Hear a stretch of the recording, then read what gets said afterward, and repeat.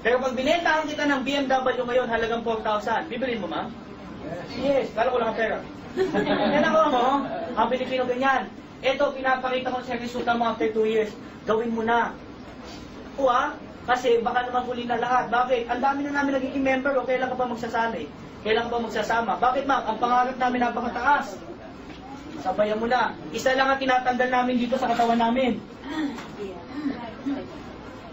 Yung letter P. Alam mo ba yung P sa katawan? Regla? Pride! Bakit ba? Yung pride? Madaming ganyan. Yan lang po yung isang binaba ko sa katawan ko. Bakit pa? Ang pride, di ka pakainin na, tama? Yes. Ang pride na bulayan, malasong ka. Ako, ha? Yes. Bakit ako sasali sa bata? Teacher ako. Diba? Bata, ba't ako sasali? Manager ako sa bangko. 50,000 naman. Bata, ba't ako sasali? Abogado ako.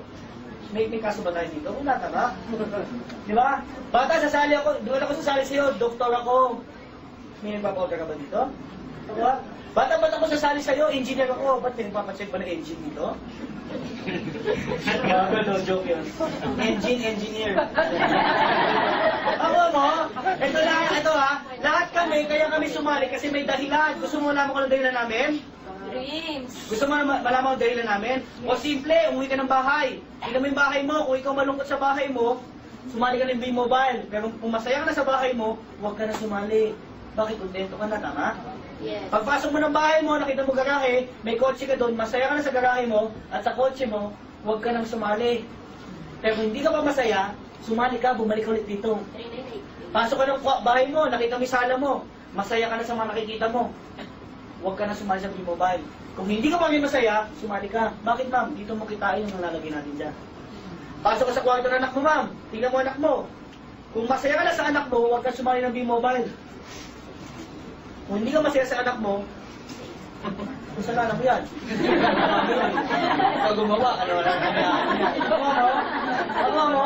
Masin nila, may dahilan kami dito. Kung gusto mo sumarap buhay mo at maging milyonaryo at may pangarap ka at gusto mo kunin to, sumali ka. Yes. Naku, malakpakan mo naman ganda doon. So, hindi lang ha, hindi lang ako ang kumita dito. May isa po kami mga dealer dito. Ngayon po, magdadalawa na ang coaching niya. Siya po yan, 22 years old lang. At na-explain namin ng business. Ang maganda pa dyan, pinsan ko siya. Ang malupit pa dyan, single. Ay, di, may girlfriend pala. Pero hindi sila kasal. Kaya sila na yung negosyo. Ito malupit. Ang weekly po niya kinikita ngayon, humigit ko mo lang 150,000 to 200,000 per week. Bagong graduate pa. Ito malupit. Palakpakan naman natin si Mr. Gordon. Yes.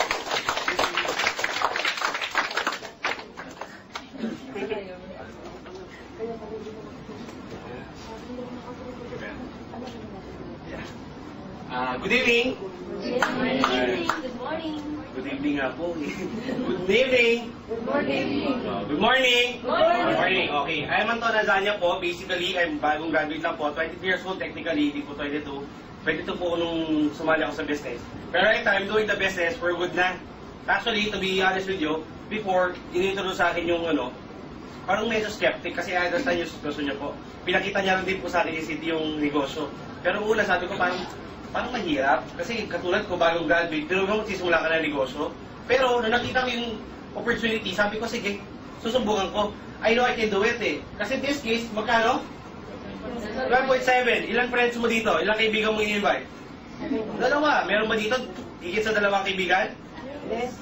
Ikaw ma'am, dalawa lang ba po ba ang kaibigan nila? Marami pa doon. More than, mga 3 naman, no?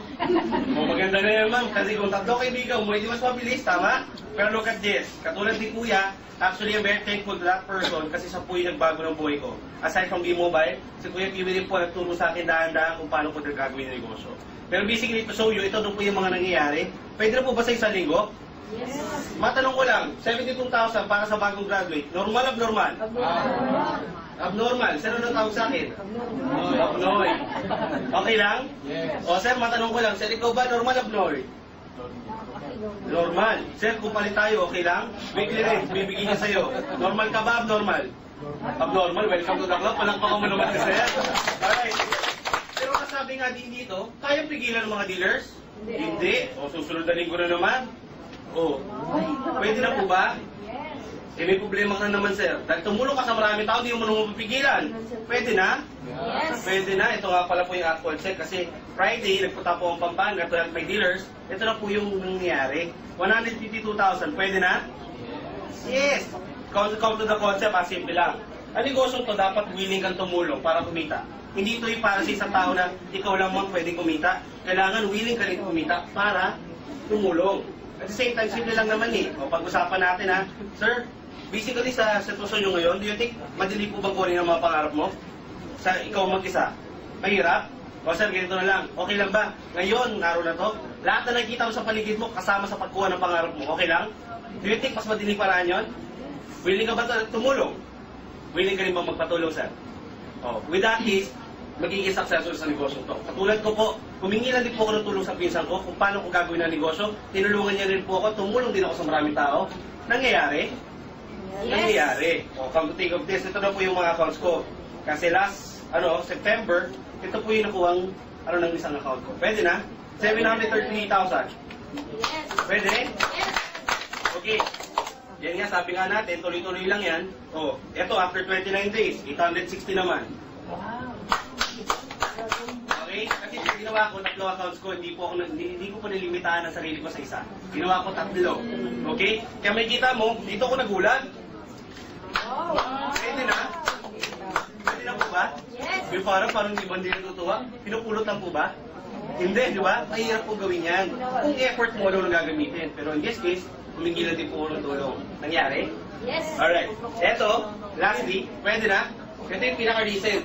Pwede na? 1.1 million? Yes. Pwede. O sabi nga ni Kuya Piwi, kailangan mo lang tanggalin itong sa katawan mo. Alam mo bakit? Sabi nga, pwede pa kayo sa pamilya? Hindi. Pwedeng bumuhay ng pamilya? Hindi rin. Kasi pag pinakain mo sa pamilya mo ang pride, sabi nga niya, bubula ang bibig ng mga yan. Sabon. Okay? Sa negosyong to, tinanggal ko lang to. Marami nagsabi sa akin, alam mo, hindi para sa yan. Kasi nung pag-uwi ko sa bahay, in-explain ko yung negosyo sa nanay ko. Sabi sa akin ng nanay ko, na, nahihilo ka na ba? Oo. Tatay ko, sabi ko, Dad, hindi ka na kailangan magtrabaho. Ako nagagawa ng paraan. Pero sinabi ko sa kanya yung 900,000, sabi sa akin ng tatay ko, na, gutom ka ba? Sad to say, pero normal po yan sa ating mga Pinoy. So, see is to believe. Tama? Kabaliktaran tayo ng mga insect. Gusto ng mga insect?